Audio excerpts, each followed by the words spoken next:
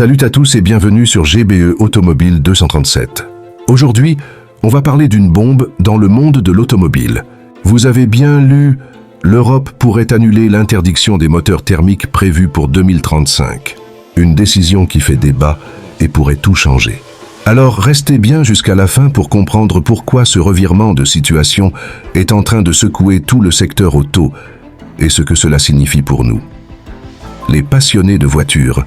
Rappelez-vous, en 2022, l'Union européenne avait décidé de mettre fin à la vente des véhicules thermiques d'ici 2035. L'objectif, réduire les émissions de CO2 et pousser les constructeurs à passer aux motorisations 100% électriques.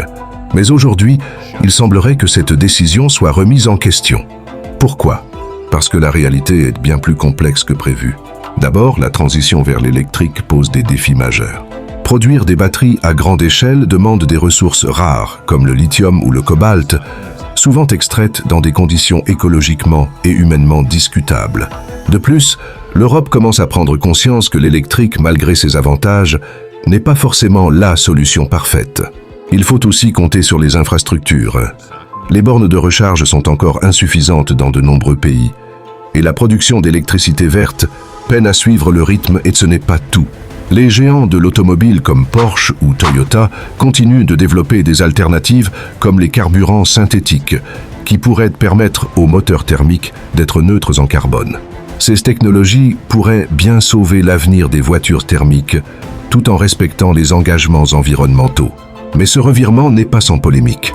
Les écologistes dénoncent une trahison des objectifs climatiques, tandis que certains constructeurs, déjà bien engagés dans la voie de l'électrique, se sentent lésés.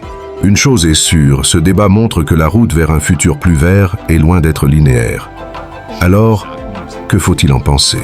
Pour nous, amateurs d'automobile, c'est une nouvelle qui pourrait redonner de l'espoir à ceux qui n'imaginent pas un futur sans le son d'un bon vieux moteur thermique. Mais attention, rien n'est encore fait.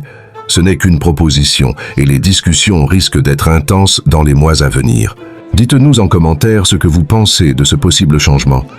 Est-ce une bonne nouvelle ou une erreur? Et surtout, pensez à liker la vidéo et à vous abonner à GBE Automobile 237 pour ne rien rater de l'actualité automobile.